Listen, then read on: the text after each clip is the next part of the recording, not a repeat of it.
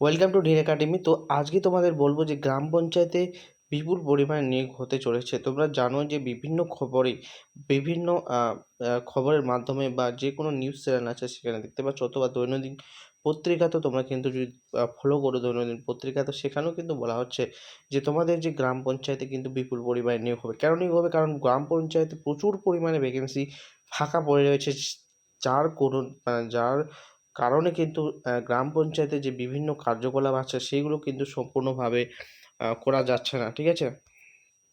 তো এখন তোমাদের যে এক্সাম, তোমাদের যে ফর্ম ফিল আপ কবে থেকে শুরু হবে এবং কবে কি হবে, সমস্ত ভিডিওতে এই ভিডিওতে বলবো। এবং কবে থেকে তোমাদের ফর্ম ফিল আপ শুরু হবে, সে এক্সাম কবে হবে এবং তোমাদের রিক্রুটমেন্ট প্রসেসটা মানে তাড়াতাড়ি কবে শেষ করবে, তো এখানে সমস্ত কিছুই আলোচনা করা হবে। দেখো, তোমাদের কিন্তু এক্সাম এবার কিন্তু পিএসসি বোর্ডের মাধ্যমে করানো হবে, ঠিক আছে?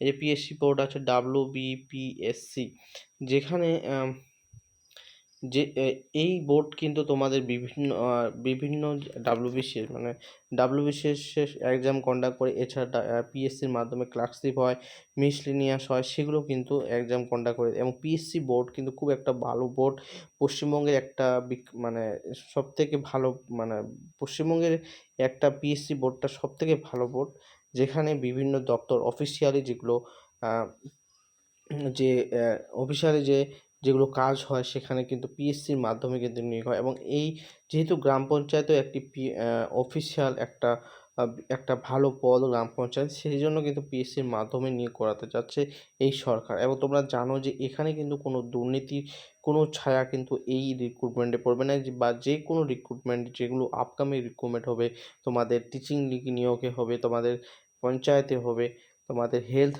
রিক্রুটমেন্ট হবে, সমস্ত ডিপার্টমেন্টে যখন যেগুলো রিক্রুটমেন্ট হবে, কোনো কিন্তু তোমাদের আর দুর্নীতি হবে না, ঠিক আছে? এবং সবসময় তারা বলেছেন এবং বলেছেন। এবং কবে থেকে ফর্ম ফিল আপ হবে, কিন্তু ফর্ম ফিল আপ কবে থেকে হবে, ডিসেম্বরের মধ্যে প্রক্রিয়া কিন্তু শুরু হবে। এবং তোমাদের শিক্ষাগত যোগ্যতা 8 পাস থেকে শুরু হবে। ক্লাস 8 পাস করে থাকলে তোমাদের কিন্তু এখানে ফর্ম ফিল আপ এখানে করতে পারবে, এবং গ্রাজুয়েট পর্যন্ত, ঠিক আছে? তো তোমাদের কি বলছে আমি বিভিন্ন পোস্টে তোমাদেরকে দেখাচ্ছি, দাঁড়ান। তো তোমরা এখানে দেখতে পাচ্ছ পিএসসি কর্মীর অভাবে পঞ্চায়েতে কাজ করা যাচ্ছে না, পিএসসির মাধ্যমে 11,000 লোক নেওয়া হবে, ঠিক আছে? এবং পঞ্চায়েত দপ্তরে ডিসেম্বরের মধ্যে নিয়োগ প্রক্রিয়া শুরু করবে রাজ্য সরকার, সোমবার এমনটাই জানালেন আমাদের পঞ্চায়েত মন্ত্রী দিলীপ ঘোষ, ঠিক আছে? তো ডিসেম্বরের মধ্যে কিন্তু তোমাদের এই নিয়োগ প্রক্রিয়াটা কিন্তু শুরু করে দেবে, মানে তার আগেই পরীক্ষা হয়ে যাবে, ঠিক আছে? এবং ফর্ম ফিল আপ কিন্তু তোমাদের আগস্ট মাসেই শুরু হয়ে যাবে, আগস্ট থেকে শুরু হয়ে যাবে। তো তোমরা এখানে দেখতে পাচ্ছ যে পঞ্চায়েতে 11,000 নিয়োগ পিএসসির মাধ্যমে হবে।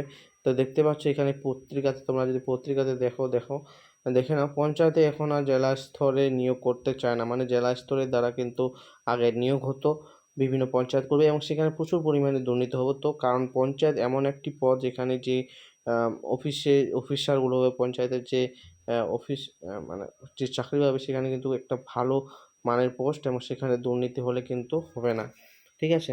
এবং এই মুহূর্তে 11,000 কর্মী প্রয়োজন, মানে বর্তমানে 11,000 কিন্তু ভ্যাকেন্সি খালি আছে।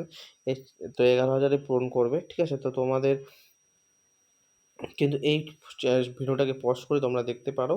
তো এখানে কিন্তু তোমাদের সেটাই বলা হচ্ছে যে খুব শীঘ্রই কিন্তু তোমাদের পঞ্চায়েত কর্মী নিয়োগ হবে, এবং এটা পিএসসির হাতে তুলে দেওয়া হয়েছে, ঠিক আছে? তো আমি এখন দেখাবো তোমাদের ভিডিওটা, যে আমাদের পঞ্চায়েত মন্ত্রী যে দিলীপ ঘোষ বাবু বলেছেন, কি বলেছেন সেটা তোমরা সবাই দেখো। পঞ্চায়েতে কর্মচারী 10-12 বছর নিয়োগ হয়নি, ইমিডিয়েট 11,000 কর্মচারী চাই।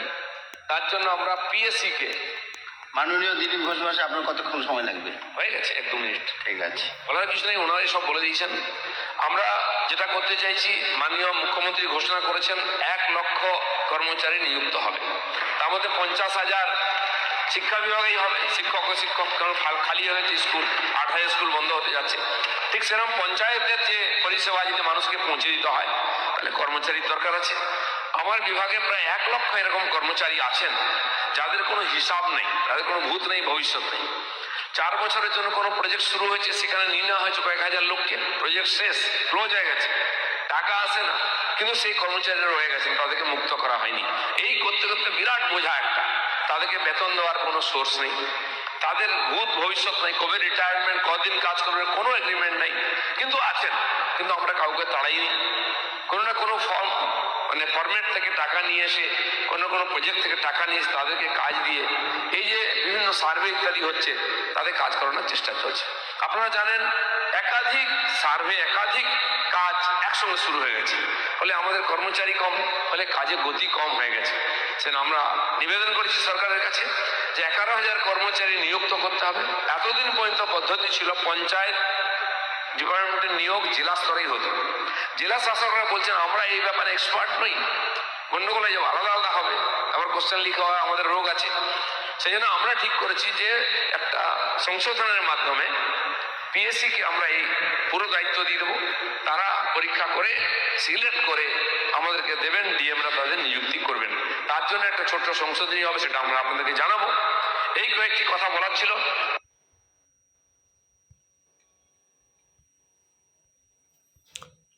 তো তোমরা দেখলে যে তোমাদের কিন্তু এইভাবে কিন্তু তোমাদের নিয়োগ হবে পিএসসির মাধ্যমে, এবং 11,000 কিন্তু ভ্যাকেন্সি পূরণ হবে। তো তোমরা দেখতে পারে এরকম প্রমাণসহ আমি এইরকমই ভিডিও বানাই যে যেখানে অথেন্টিক নিউজ হবে, যেখানে অথেন্টিক কোনো আপডেট হবে, সেগুলোই তখন আপনাদের কাছে আমি শেয়ার করি।